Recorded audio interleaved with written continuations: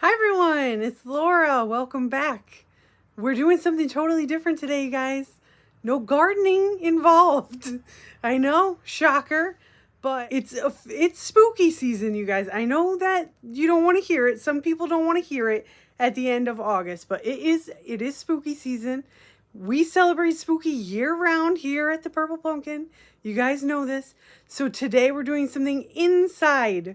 I have been wanting to scape my my mantle. I've been wanting to mantle scape for a while, and I like to start decorating for Halloween. Literally around August 15th is when I think is the cutoff. That's the earliest that I like to decorate for Halloween, but it's also when I do it. I don't wait much longer past that. So I want to do a Sleepy Hollow theme this year. I've got a couple of DIY projects in mind for this. I'm really excited. I hope you guys will like this video.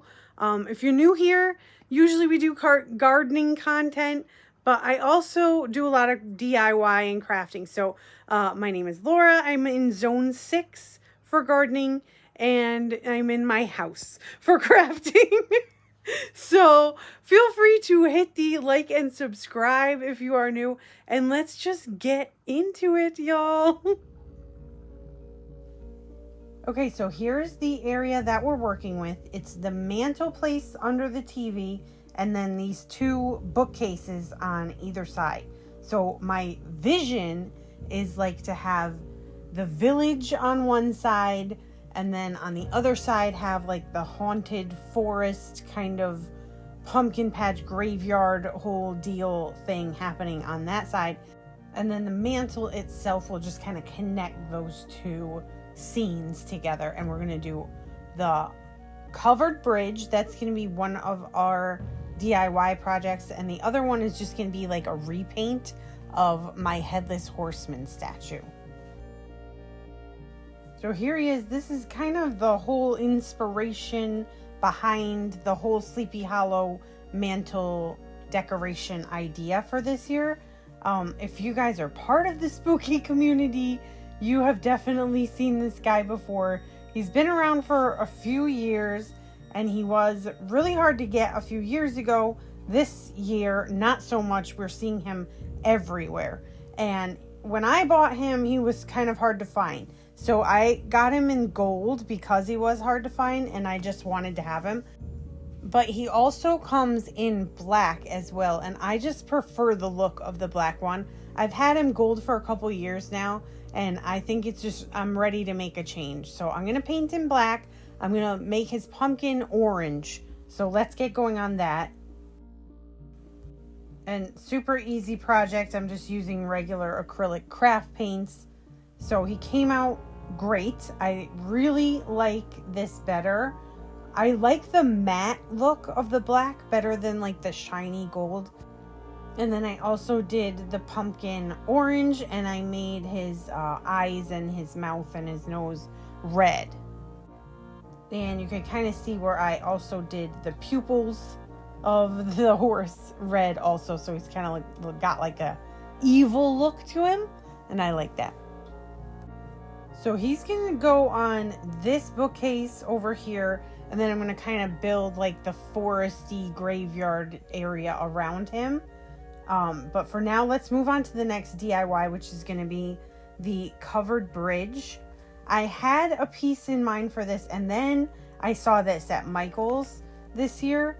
I think it's like $30, but I got it for, I think $17 because it was on sale. Never pay full price at Michael's or any craft store, really. So this just really stood out to me. I'm like, oh my God, this is perfect. I'll just turn this into a covered bridge. I think I have an idea to do the roof and make it a little bit more aged looking. And I just think it's going to be really cool and a super easy project. So let's get into that. And really all I want to do for this project is just to cover it, right? It's a covered bridge, so I need it to be covered. I need it to have a roof, so I need to make a roof. I have a ton of these cardboard boxes, and they just happen to be perfectly sized. I use these for my Etsy shipping for my yarn wigs. So I have like a billion of these, but they're from Walmart and I think they're like 60 cents. So I'm just going to measure and get a rough idea of how wide it is. It already has a fold in it and everything, so it's perfect. I'm just going to cut out a little piece that would be like a roof, and then I'm going to tier it so I can add like shingles and things. So here's what it is looking like just as one piece. So now I'm just going to repeat this, but like a little bit shorter in so that it has a tiered look to it. And then I'm going to do the same thing with a third layer. And I think that's probably going to be good. And then I can start adding in some shingles. You can even see this top tier kind of already has like ridges in it. Just happened to be the cardboard box was that style. I think I may have to add a fourth layer as well. But for now, I'm just going to cut notches in here to kind of create some shingles. I am going to make this look distressed. So my shingles aren't going to be perfect. They're going to be different sizes. I'm going to probably cut some like little notches out of them in different areas. Maybe I'll round off some corners. Eventually, I will be adding in some moss. I'll be painting it. I'll be doing all the things, you guys. So now that everything is cut, I need to whip out the glue gun. It's time for gluing. So I'm just going to glue these layers down. And I did end up using a fourth layer. Once I put it on the house itself, it wasn't quite reaching the bottom of the frame there. So I did have to add a fourth layer. No problem. That was super easy. No problem at all. So now I'm painting it with like a really dark gray sort of. I just tried to mimic like what a shingle would look like, the color of a shingle. And then I'm going to add some texture with a little sponge brush and a lighter gray. So I'm just going to go in and dab some texture in there with the gray. Again, super easy. I'm not an artist, you guys. I'm just a crafter. It's easy to camouflage things when you make a mistake, especially because I have a ton of moss on hand all the time. So whenever I make a mistake, I'm like, I'll just add more moss, no problem. So here's how we're looking after that effect. I think it looks good already. I think it's pretty good already. But like I said, I am going to add some moss. So I might even add a little bit of green paint. So let's add some moss to the edges. And I'm probably going to even add some moss to the frame itself, but I don't think I'm going to glue it on. I'm probably just going to tuck it in. So here's how it is looking once I add the roof. I'm not even going to glue the roof on or anything. I'm just going to set it in place because I do plan on using this piece for something else later on after Halloween, whatever. I'll be reusing it. I actually am going to reuse a lot of these things for a Christmas idea that I have. So very exciting. Everything is doing double duty. And now that the DIYs are done, it is time to just pretty much set everything up. So I'm going to start setting up on the Headless Horseman side. That's where he's going to go. I've got some trees in my collection. Everything else that I'm going to be using is pretty much just pulled from my Halloween collection. If I do have something new, I will mention it and where I got it from. So let's get started on this side. I have a couple of spooky trees that I want to put in here.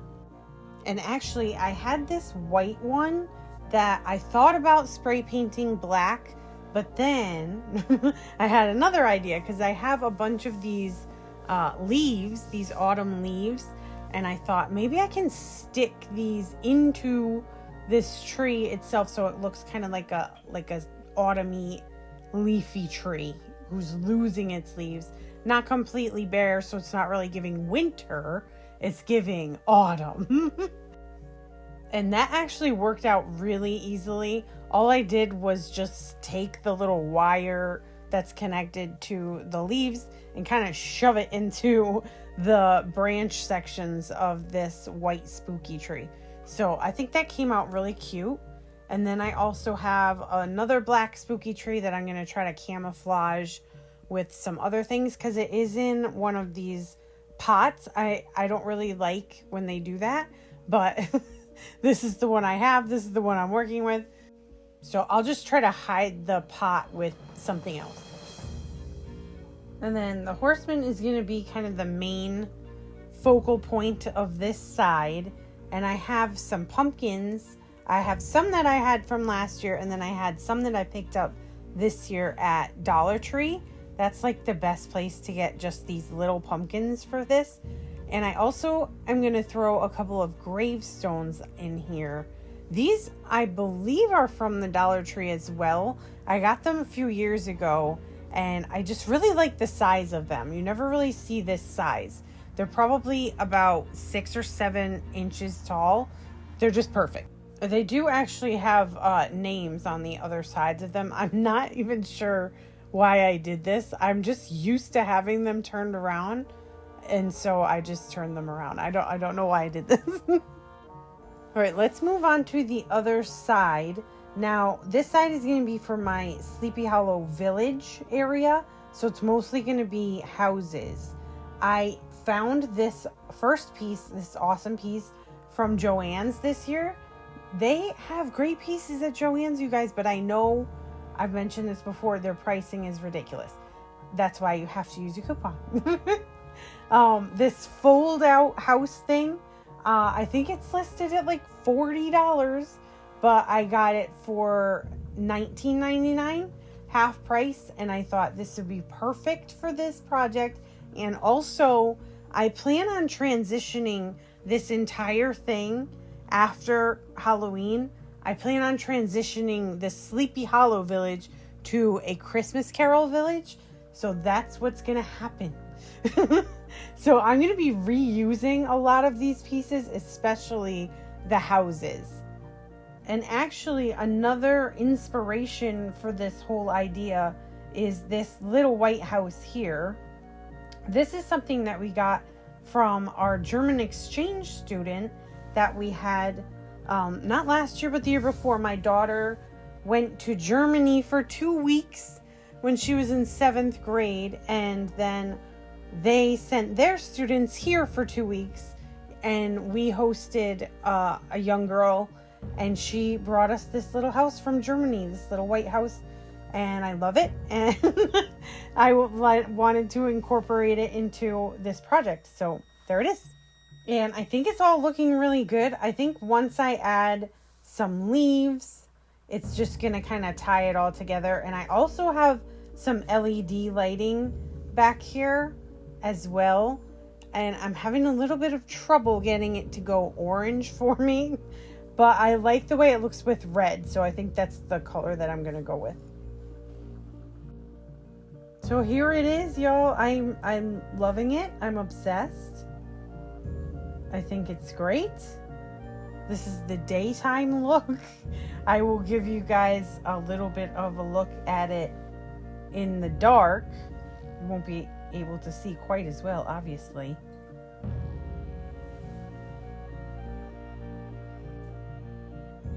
I love how the covered bridge turned out. It might not be, perfect. It might not read exactly covered bridge. But for my purposes, I really like it. I may have gone a little bit overboard with the leaves. I don't know. What do you guys think? Maybe a little bit. And then the only other thing is obviously the scale. Like, clearly this horseman would not be able to fit through the covered bridge. But that's kind of why I have everything like separated, because you just have to use your imagination. It's all about perspective, okay? He's like way closer to you than the covered bridge is. That's way far away. Just think of it that way. But anyway, I really enjoyed making this video. I know it's totally different than my usual gardening content. I hope that's okay with you guys. Let me know what you think in the comments below, and maybe we'll do some more crafting videos, especially with fall and winter coming. You know, not as much to do out in the garden. Of course, there are still plenty of projects that I have on my list, but I also enjoy crafting inside, you guys, especially when it's cold. So let me know what you think. Let me know what you would change if you hate it. Feel free to let loose. And thank you guys for joining me. I'll see you all in the next video. Happy Halloween, y'all. Bye.